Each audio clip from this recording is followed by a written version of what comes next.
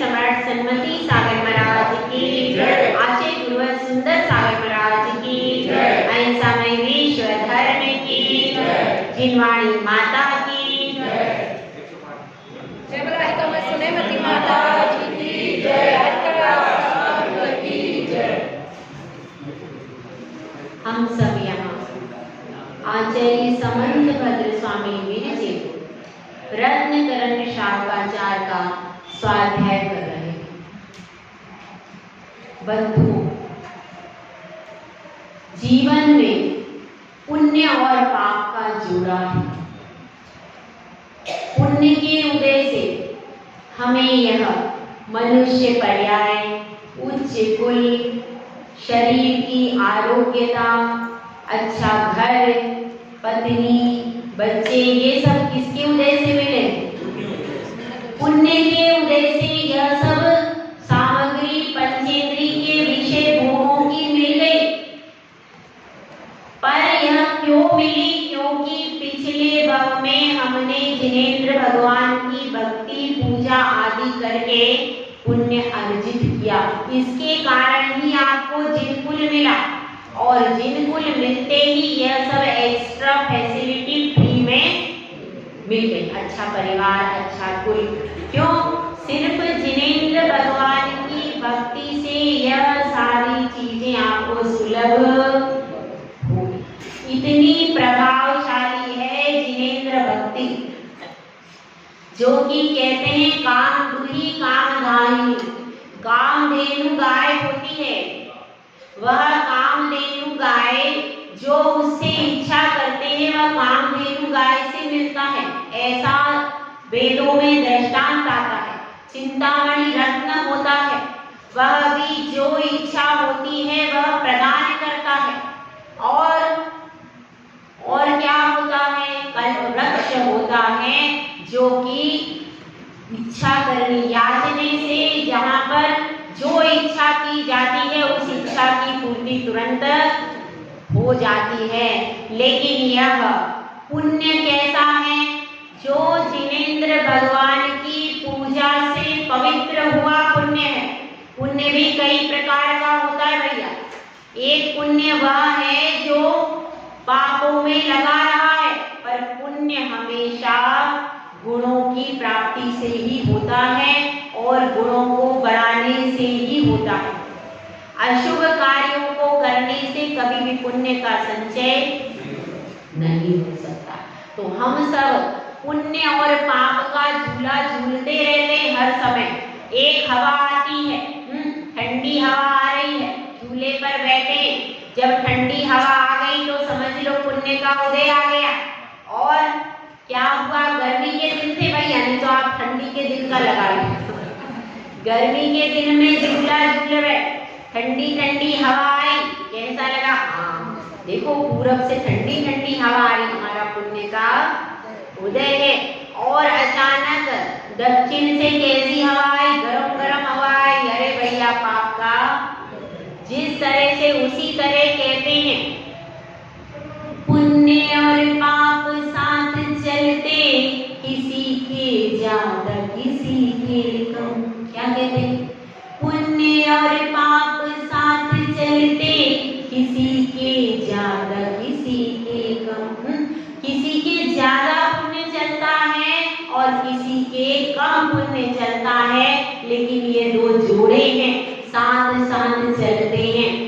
किसी का पाप का तीव्र उदय आ जाता है तो हमको लगता है भैया अब तो क्या हो गया, पाप का उदय, लेकिन उसके साथ में भी आपका पुण्य बैठा है। जैसे किसी का पति बहुत बीमार है, साथ समझ में आई बात?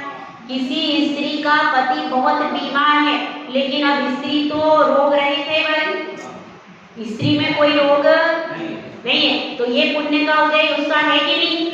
यह भी उसका पुण्य का उदय है कि उसका बेटा अच्छा कमा रहा है, बेटा स्वस्थ है, अपनी पत्नी स्वस्थ है, घर में पर्याप्त धन सामग्री है, ये सब पुण्य तो साथ में है कि नहीं? लेकिन हम उस समय उस सारे पुण्य को भूल जाते। मेरा पति बीमार है, मेरा पति बीमार है, एक ही चीज को पकड़ करके बैठ जाते। लेकिन वास्तव में पुण्य और पाप साथ चलते, किसी के ज्यादा किसी के कम। इस चीज को हमको समझना है।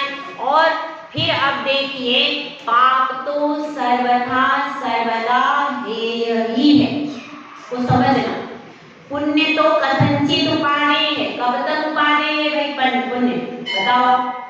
पुण्य फला अरहंता, जब तक आपको अरहंत पद की प्राप्ति नहीं होती तब तक पुण्य करते रहो। समझ में? क्योंकि उस पुण्य का फल क्या होगा? सबसे बड़ा, आपको अनंत पद की प्राप्ति हो जाएगी। तो इसलिए अब ऐसा मत सोच लेना, यदि श्रावक पुण्य की क्रिया छोड़ देगा तो कहाँ जाएगा? तो वह पाप के कुएं में जाकर के गिर जाएगा। इसलिए हमको अपना दान, पूजा, स्वाध्याय, एक भी पुण्य की क्रिया छोड़ने का उपदेश किसी आचार्य ने नहीं दिया। अनंत भगवान ने भी नहीं कहा। क्यों? क्योंकि अगर श्रावक पुण्य छोड़ देगा तो वह नियम से पाप के अंधे कुएं में जाकर के गिर जाएगा। इसलिए आप लोगों को अपना पुण्य सदैव बढ़ाते रहना चाहिए, जिससे क्या होगा? जिससे हमारा मोक्ष मार्ग प्रशस्त होगा। तो अब देखिए 5 पाप है ना? कौन कौन से भैया? हिंसा, झूठ, चोरी, कुशील और ये 5 पाप हैं। और इन पाप की परिभाषा मैंने क्या बताई थी? जो आत्मा को मलिन करता है उसको क्या कहते हैं? और जो आत्मा को पवित्र करता है उसको क्या कहते हैं? है ना? यही परिभाषा है। तो पाप करने से क्या होता है? दुर्गतियों में जन्म लेना पड़ता है। पाप का फल कैसा होता है? कभी भी अच्छा होता नहीं है। देश में भी निंदा होती है, विदेश में भी निंदा होती है, और समाज में भी निंदा होती है, और क्या कहाँ होती है? और परिवार में भी निंदा होती है। पापी के पास में कोई बैठना भी चाहता नहीं है। सब डरते इसकी संगति करेंगे कहीं धोखे में पुलिस हमको ही पकड़ करके नहीं ले जाए। वह जिंदगी भर बचता छुपता ही रहता है। कदाचित उसका कोई पुण्य का उदय हो तो जिंदगी भर बच भी जाए। कुछ लोग ऐसे काम करके बच भी जाते, पर बचने के बाद भी उसको अंतरंग में तो शांति। क्यों? क्योंकि 5 पाप आत्मा का स्वभाव नहीं है। इसलिए आत्मा तो उसको खाती ही रहती है। बाहर से भले ही बंधन नहीं लगता, लेकिन आत्मा में लगता है मैंने ऐसा पाप किया, मैंने चोरी की, मैंने बुरा किया, मैंने उसको जान से मारा। हर समय मन में जब तक वह प्रायश्चित ग्रहण नहीं करता तब तक उसको विकल्प सतत बना ही रहता है। तो ऐसे 5 पाप होते हैं। तो उन 5 पापों के करने में कौन सबसे ज्यादा प्रसिद्ध हुआ और उसके कारण वह नरक में गया, इसकी कथा अगली कारिका में सुनाए। क्योंकि शिष्य ने प्रश्न किया भाई, क्योंकि गुरु तो बिना पूछे बोलते नहीं थे पहले के गुरु। उनको शिष्य ने प्रश्न किया कि आपने तो बहुत बता दिया, पाप खराब होता है, पाप खराब होता है, अब हमें उसकी कथा सुनाओ कि जिसने पाप किया हो और दुर्गति में गया हो, ऐसे कौन है? तो गुरु ने उत्तर दिया। गुरु बता रहे हैं कि ऐसे कौन थे जिन्होंने पाप करके फिर दुर्गति की प्राप्ति की। ठीक है, तो अपन अगला श्लोक पढ़ते हैं। श्लोक नंबर 65। धन श्री सत्य घोषो च तापसा रक्षकावपि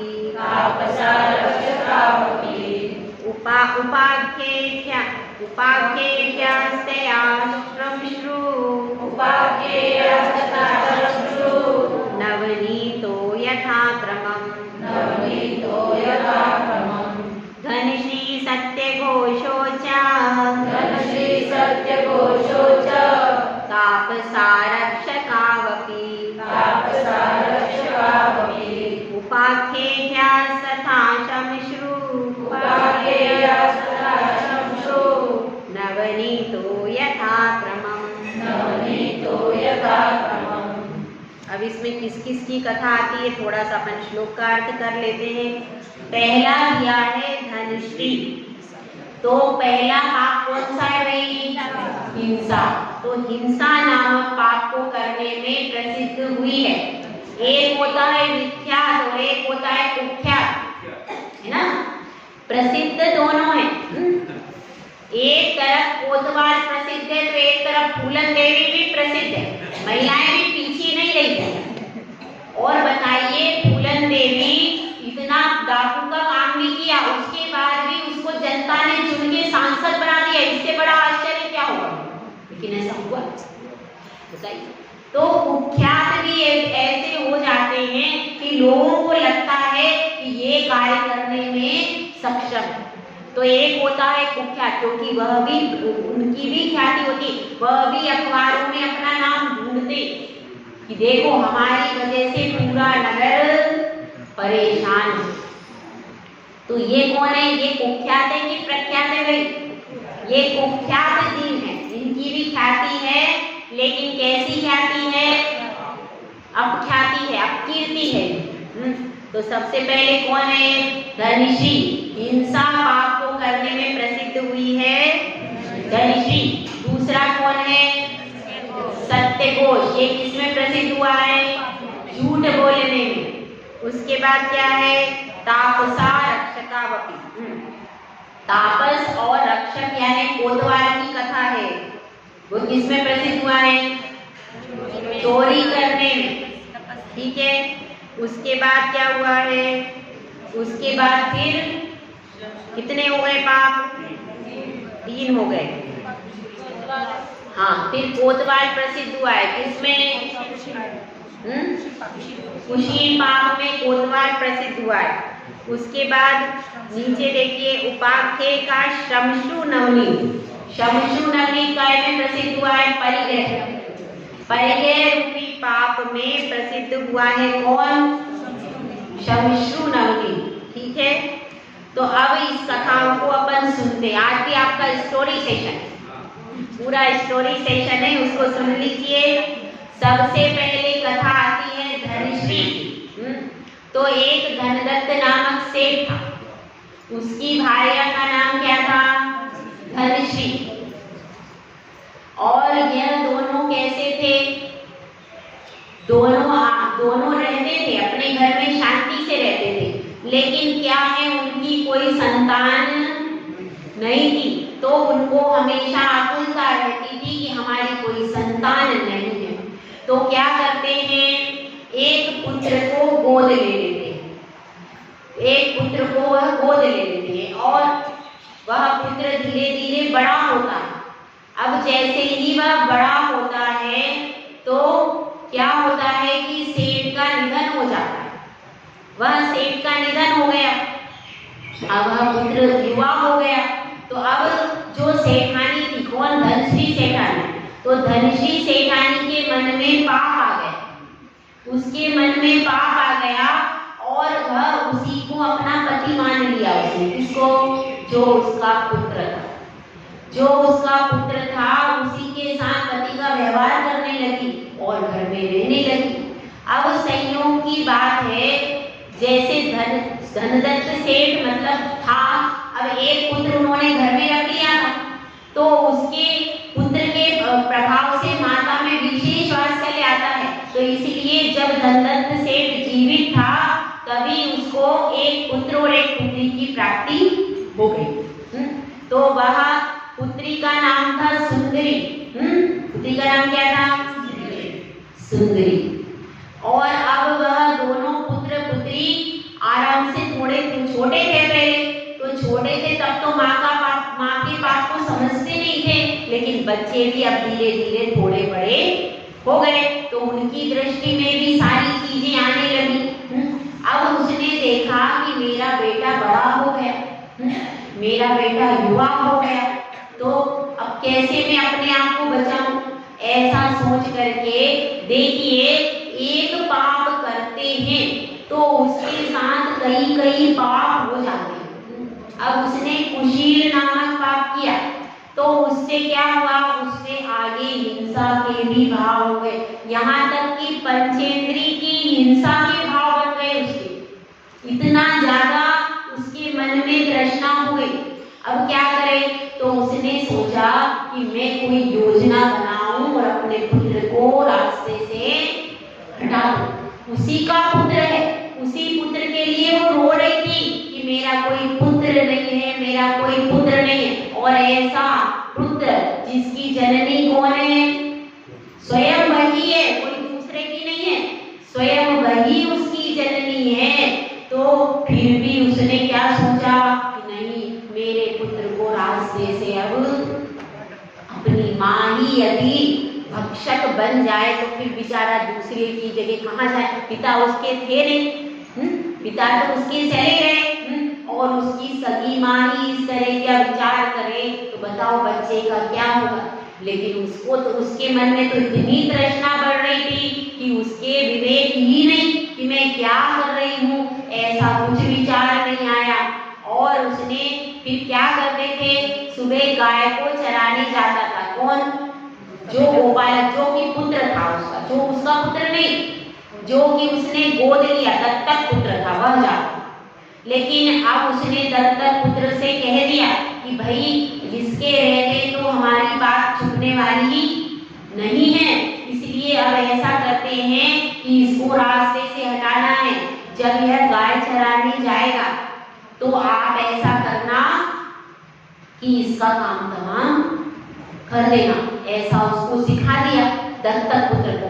अब दत्तक पुत्र ने इस बात को समझ लिया, लेकिन जो सुंदरी थी उसने इन दोनों का वार्तालाप सुन लिया, सुंदरी ने। तो उसका अपना भाई बहुत प्यारा था, उसको अपना भाई बहुत प्यारा था, तो उसने सब बात अपने भाई को कह दी सुंदरी ने। तो उसको पता चल गया, उसने माँ से तो कुछ नहीं कहा। माँ ने कहा देखो आज उसकी गोपालक की स्वास्थ्य खराब है, इसीलिए तुम गाय चराने चली जाओ। उसको भी सब बात पता थी, पर माँ को कुछ भी नहीं बोला, गाय चराने चला गया उसका पुत्र। अब क्या होता है, अब इसने धनश्री ने तुरंत उसको भेज दिया, वो गाय चराने थोड़ी देर गया और गाय को उसने छोड़ा। इतने में इसने यहाँ से उसको दत्तक पुत्र को भेज दिया मारने के लिए, तलवार लेकर के पहुंच गया। लेकिन वह समझदार था, उसने क्या किया, उसके पुत्र ने एक वहां पर पुतला रहता है, जहाँ पर खेतों में क्या रहता है, टाइप का रहता है और आकार रहता है, तो उसने उसको पूरे वस्त्र अपने पहना दिए और खुद झाड़ियों में छिप गया कि मैं देखूं क्या होता है। तो वह आया वहां पर, उसका जो पुत्र था गोपालक भी नाम आता है, दूसरा भी आता है, तो वहां पर आकर के और उसने तुरंत उस पर वार किया। लेकिन वो तो लकड़ी था, वो लकड़ी के टुकड़े हो गए, उसको समझ में आ गई कि तो कोई नकली जीव है, वो तुरंत घबरा गया, घबरा करके वापिस आने लगा। लेकिन फिर उसको क्रोध आ गया, किसको, सुंदरी के भाई को, उसको क्रोध आ गया। क्रोध के कारण उसने क्या किया, उसकी तलवार छीन करके उसको ही मार दिया, और मार करके फिर वो घर पर आया। इधर धनश्री सोच रही है इतनी देर हो गई अभी तक नहीं आया, अभी तक नहीं आया, वो ऐसा विचार कर रही है। और इधर वह तलवार लेकर के घर में आया उसका बेटा, तो वह पूछती है तो उसको पता चलता है कि इसने उसका काम तमाम कर दिया। जब यह बात पता चलती है तो वह क्या सोचती है, तो वह उसके हाथ में तलवार लेकर के वह आया था। धनश्री को इतना गुस्सा आता है, वह बिल्कुल व्याघ्री के जैसी हो जाती है कि देखो अब मेरी क्रिया में, मेरी तृष्णा में इतनी बाधा पड़ जाएगी। तो ऐसा सोच करके उसको इतना क्रोध आता है कि अपने बच्चे को खुद ही मार देगी तलवार से। इतनी ज्यादा अविवेकहीन कृत्य, कोई भी माता होती है उसी को 9 महीने उसने गर्भ में रखा, सोचने की बात है कि नहीं, उसी को पालन पोषण किया, इतना बड़ा किया, अपना सगा बच्चा, दूसरे का नहीं, अपना सगा बेटा, और अपने सगे बेटे को भी बहुत ही खराब माँ होती होगी। और मनुष्य होकर जानवर कोई खा ले, वो भी कब खाता है? कुतिया और बिल्ली भी बेचारी कब खाती है? जब उनको समय पर भोजन नहीं मिलता, क्योंकि उनको एकदम प्रसूति के बाद बहुत ज्यादा भूख लगती है। यदि उस समय कोई भोजन मिल जाए तो वो अपना बच्चा नहीं खाती, क्योंकि उस समय उनके प्राण जाने लगते हैं। तो प्राणों को बचाने के लिए जितने बच्चे होते हैं उसमें से एक दो बेचारी खा लेती, कब? मजबूरी में खाती, वो भी। तो जिसने साक्षात अपने पले उसे जवान बच्चे को इस तरह से मार दिया, तो उसके बराबर का पाप कोई भी माँ करने में, वो तो माँ कहलाने के लायक भी नहीं है। अब इसने क्या किया? अब इसने मार दिया। अब जब सुंदरी को पता चला तो वो बहुत रोने लगी, हाहाकार मचा दिया उसने तो भैया, बहुत रोने लगी। मेरा एक ही भाई था, माँ तो मुझे प्यार ही नहीं करती थी। एक भाई था, मैं भाई बहन हम दोनों शांति से रहते थे। उसको बहुत गुस्सा आता है और वो मूसल उठा करके ले आती। पहले मूसल होता था, धान कूटने के लिए उस मूसल का प्रयोग होता है, तो वो मूसल लेकर के अपनी ही माँ को मारने लगती। क्योंकि देखिए कि जब माता हिंसा करेगी तो परिवार भी तो वही करे। संस्कार कहाँ से पढ़ते हुए? माता से संस्कार पढ़ते हैं। और माता की ऐसी हिंसा प्रधान, कुशील प्रधान हो तो बच्चे क्या करेंगे? तो उसको बहुत गुस्सा आता है सुंदरी को, और वो मूसल लेकर के धनश्री को मारने लगती। अब क्या हुआ? इधर से वह मार रही, इधर से सुंदरी मार रही, धनश्री और सुंदरी में युद्ध हो रहा है। तो सब तरफ दोनों जोर जोर से चिल्लाती है। तो अड़ोस पड़ोस में सब में खबर हो जाती है। आस पड़ोस के लोग सब जुट के आ जाते हैं, क्या बात हो गई? सबको पता चलता है। देखते हैं तो उसका शव पड़ा है, किसका? उसके पुत्र का। तो ये सब बातें कहाँ पहुंच जाती है? उड़ते उड़ते सब महिलाएं, बहुत बड़ा सिस्टम है भाई, सब नगरी में सब लोग डरते, बताओ कैसी माँ है अपने सगे बच्चे को इस तरह से सब लोग निंदा करते, और सब लोग डर जाते। भैया ऐसी स्त्री का क्या भरोसा, जिसने अपने ही बच्चे को मार दिया, कभी हम लोगों को भी मार देगी ये तो तुरंत जाकर के राज दरबार में लोग पहुंच जाते हैं कि आप राजन उसको दंड दो, नहीं तो वो तो नगर में कुछ भी करेगी, हम लोग कैसे सुरक्षित रहेंगे। तो क्या करते हैं राजन फिर? तो फिर राजा न्याय करता है कि धनश्री को इसी समय पकड़ करके लेके आओ, पहले उसके नाक और कान काट करके और पूरे नगर में घुमाओ, और ताकि सबको सबक मिले कि ऐसा कोई हिंसा का कार्य नहीं करे। उसके बाद उसको मृत्यु दंड दे दो। तो फिर भी राजा ने भी दंड दिया, पर उसके बाद वह मर करके नगर में, नरक में गई। नगर से कहाँ पहुंच गई? नरक में। अब कितना खराब काम किया उसने, है ना? तो ऐसी, तो इसलिए हिंसा पाप में प्रसिद्ध कौन हुई है? धनश्री, जो कि कोई भी नहीं कर सकता। कोई भी माता कितनी भी खराब हो, हिंसा भी करती। चांडाल भी जो होता है ना, जो कत्ल खानों में काम करता है, वो भी अपने बच्चे को नहीं मार, अपने बच्चे के पास जाता है, उसको वो प्यार करता है, अपने परिवार को वो भी प्यार करता है। तो ऐसी कोई नीच स्त्री दूसरी हो नहीं सकती, इसीलिए यह सबसे प्रसिद्ध हुई है, विख्यात हुई है हिंसा। उसके बाद देखिए दूसरे नंबर की बात क्या लिखी है? सत्यधूत। तो यहीं पर भरत क्षेत्र की बहुत अच्छी कहानी है। भरत क्षेत्र की कहानी है, सिंहपुर नगर में राजा रहता था, सिंहसेन। सिंहपुर नामक नगर था, उस राज्य में राजा रहता था सिंहसेन नाम का। और उनकी पत्नी का नाम क्या था? उनकी रानी का नाम था रामदत्ता। ठीक है, वह रानी रामदत्ता एक दिन अपने महल में शयन कर रही और अचानक उसकी निद्रा टूट गई। रात्रि के 12 बजे और उसकी नींद अचानक खुल जाती है। तो वह देखती है कि कहाँ से आवाजें आ रही, अभी रात के 12 बजे हैं और यहाँ पर पंचेंद्रीय मनुष्य की कौन सी आवाजें आ रही। हाँ, कुत्ते अगर रोए, जानवर यदि चिल्लाए तो समझ में आता, पंचेंद्रीय मनुष्य कौन रात्रि के 12 बजे बाहर बोलेगा तो वह सुनने का प्रयास करती है कि कैसी आवाज आ रही है रात के 12 बजे। तो उसको सुनाई देता है कि श्री भूति पुरोहित ने मेरे रत्न ले लिए, वह रत्न नहीं देता है। ऐसी बात उसको सुनाई पड़ी, वह बड़ी अचरज में पड़ गई, यह कौन है और क्यों इस प्रकार से रात्रि में वृक्ष पर चढ़ रहा है, उतर रहा है, सामने ही वृक्ष है, यह ऐसा कार्य क्यों कर रहा है? क्या यह पागल है? सब लोग यही कहते हैं कि ये तो पागल है, यहाँ वहाँ घूमता रहता है, लोक में यही प्रसिद्धि है, नगर में यही प्रसिद्धि है। पर पागल क्या हर समय एक ही बात बोलता है क्या?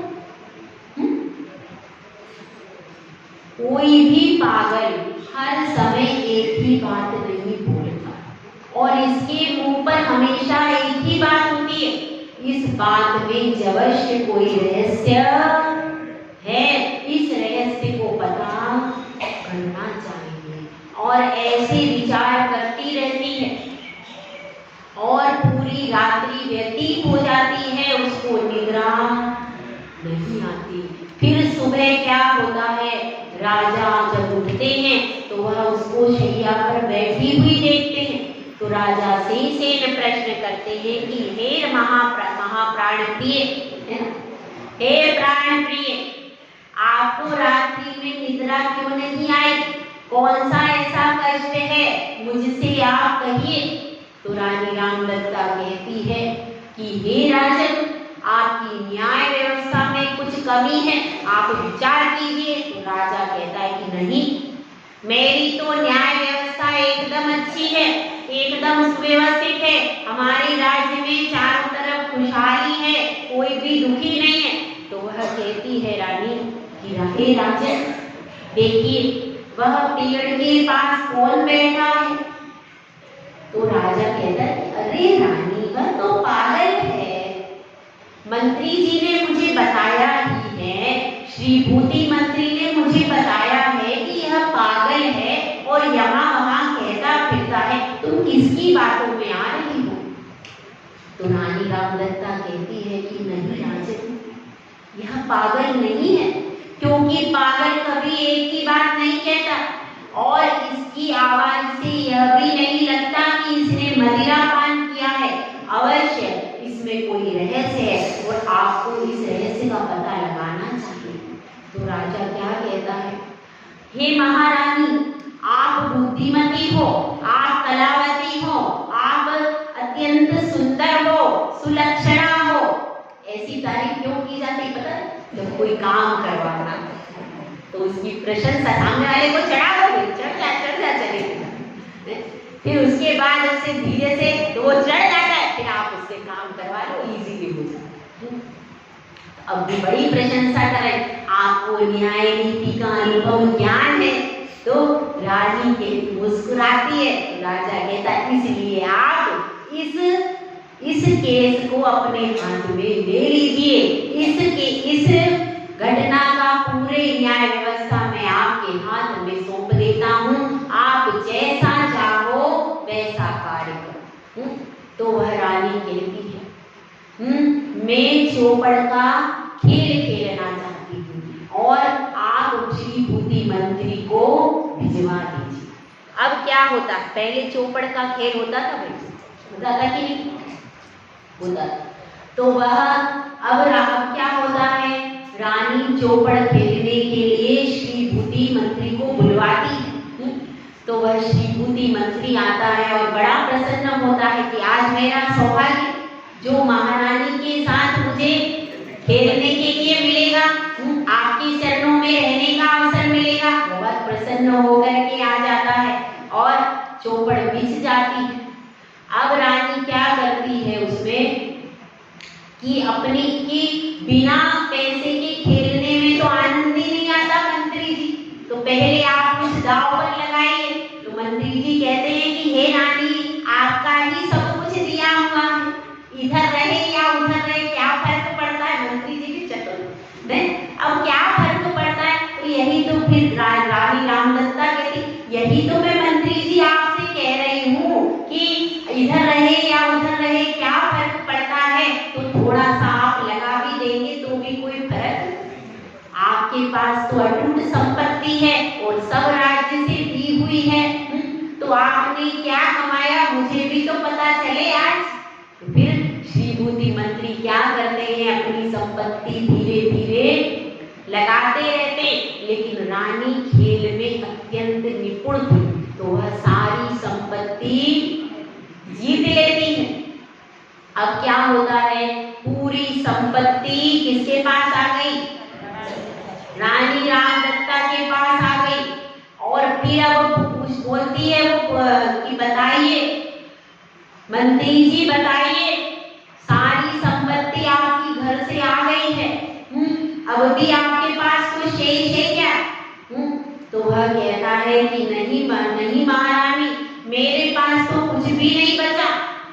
तो वह कहती और थोड़ा सोच लीजिए, कुछ और भी बचा है क्या? तो क्या कहता है श्री बुद्धि मंत्री, कहता है कि नहीं मुझे तो कुछ याद नहीं। कहना और थोड़ा सोचिए। तो कहता है कि मेरी तो ये जनेऊ और कटार ही रखी है। कटार क्यों थी उसके जनेऊ में? क्योंकि उसने सब जगह प्रचार कर रखा था, मैं सत्य घोष हूँ। उसका नाम सत्य घोष प्रसिद्ध हुआ था, मैं सत्य घोष हूँ। मैं अगर झूठ बोलूंगा तो अपनी छुरी से अपनी जबान काट लूंगा। इसलिए सब लोग उसका बहुत विश्वास करते थे। तो वह कहता है कि मेरी यह जनेऊ और यह चाकू यही बचा और कुछ भी बचा नहीं है। तो कहती है कि रानी देखो मंत्री जी, बिना दाव लगाए तो कुछ भी आनंद ही नहीं आएगा खेल का, तो इस बार आप इसको ही दाव पर लगा दो। तो वो क्या करता है, उसको दाव पर लगा देता है और रानी उसको युक्ति से जीत लेती है। अब रानी चुपके से एक दासी को बुलाती है कि ये जनेऊ लेकर के उसके घर पर जाओ और पत्नी को दिखा करके कहो कि जो रत्न रखे हैं, जो रत्न रखे हैं वह रत्न लेकर के आ जाओ। ऐसा कह करके वह घर पर भेज देती है। अब पहले तो क्या होता है, अंगूठी भी जीतती है, अंगूठी भी बेचती, अंगूठी और जनेऊ बेचती। तो जब वो अंगूठी और जनेऊ देखती है तो उसको क्या लगता है, अब दासी क्या कहती घर पे जाके, दासियां भी बहुत चतुर हुआ करती थी, तो वो जाकर के कहती है हे मंत्राणी, बड़े संकट का समय है, मंत्री जी बड़े भारी संकट में पहुंच गए, उनको अब प्राण भी हर जाएंगे उनके, अगर आप सहायता नहीं करोगी तो क्या होगा? तो वह कहती मंत्राणी शुभ शुभ बोलो भाई, क्या हो गया? मेरे पतिदेव कहाँ परेशान हैं? तो उन्होंने ये जनेऊ अंगूठी देकर भेजा है कि जल्दी से वह रत्न रखे थे वो सारे रत्न दे दो, जिससे मेरे प्राणों का संकट टल सके। तो मंत्राणी कहती है कि अरे मेरे पति रहेंगे तभी तो सब धन है, उन्हीं का तो है, और उठा करके वह रत्न निकाल करके दे देती है। अब वो रत्न लेकर के आ जाता है, कौन किसके पास आ जाते हैं, रानी के पास सारे रत्न आ जाते। अब वह कहती है कि पंडित जी, हाँ मंत्री जी, खेल खत्म हो गया, अब आपके पास कुछ बचा ही नहीं, इसलिए यह खेल अब समाप्त होता है। और इधर से खेल समाप्त करके अब वह कहाँ चली जाती है, अंतपुर में चली जाती है, क्योंकि उसको रत्न मंगाए थे, रत्न मिल गए, बस हो गया। तो अब वह रत्न लेकर के अंतपुर में चली जाती है रानी। इधर क्या होता है, अब वह पूरा वृत्तांत राजा से कहती है और रत्न दे देती है। तो राजा को विश्वास हो जाता है कि सत्य घोष सत्य नहीं बोलता। वह ऐसे आज एक उदाहरण सामने आया, इसने उस समुद्रदत्त के रत्न लिए, समुद्रदत्त वेश के रत्न लिए। कब लिए थे? जब वह व्यापार के लिए जा रहा था और वह जहाज डूब गया, बाद में इसने रत्न दिए नहीं। अब वह क्या करता है, समुद्रदत्त को बुलाता है और एक बहुत बड़ा थाल तैयार करता है, उसमें वह 5 रत्न मिला देता है और उसको दे देता है, ये आपके सब रत्न हैं, आप ले लो। तो क्या करता है समुद्रदत्त, वह कहता है नहीं, मेरे तो ये 5 ही रत्न हैं। वह अपने रत्न उस पूरे थाल में से निकाल लेता है। अब राजा उसकी ईमानदारी और सच्चाई से प्रभावित होकर के उसको अपने कोषाध्यक्ष का पद दे देता है और मंत्री बना लेता है। ऐसी भी कथा थी कि उसको अपना मंत्री पद दे देता है और इसके लिए 3 सजा मुकर्रर करता है। कौन सी? पहला, 1 सेर गोबर खाना, उसके बाद पहलवानों के 32 भूसे खाने और तीसरी, देश से संपत्ति पूरी लेकर राज्य से निकालना। ये 3 सजा देता है। अब उसके पास ऑप्शन रखता है। राजा भी देखो कितना अच्छा, कितनी अच्छी न्याय व्यवस्था उसकी। 3 ऑप्शन रखता है कि आपको तीनों में से जो पसंद हो वो करें। अब अगर वो समझदार होता, बताओ तीनों में से कौन सा ऑप्शन चूज करना चाहिए? बताओ, बताओ कौन सा ज्यादा अच्छा है? तीसरा सबसे अच्छा है, उसमें अपना अपमान नहीं होगा। देश से निकाल देगा तो कुछ ज्यादा दिक्कत, जान बची लाखों पाए, तो जान बच जाएगी और सुरक्षित दूसरी जगह जाकर के कुछ कर लेगा। लेकिन उसको बुद्धि होती तो ऐसा क्यों करता? उसको बुद्धि विवेक था ही नहीं। उसने क्या किया कि मैं तो गोबर खा लूंगा, संपत्ति कौन देगा? तो वो गोबर खाने के लिए आया, मगर गोबर थोड़ा सा भी खा नहीं पाया। अब उसने कहा नहीं, मैं संपत्ति नहीं दूंगा, मैं भूसे खा लूंगा। तो क्या हुआ? पहलवान का एक भूसा खाया और उसके प्राण चले गए। तो अब इस घटना से क्या हुआ? ये अभी नरक में गया और फिर क्या बन गया?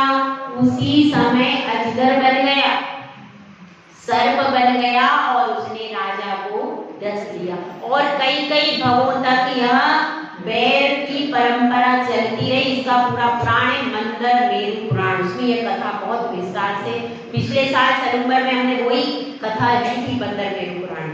तो अब अपने को यह समझना है कि कभी भी जितना भी हम झूठ बोलते हैं, हम बोल देते हैं बात में।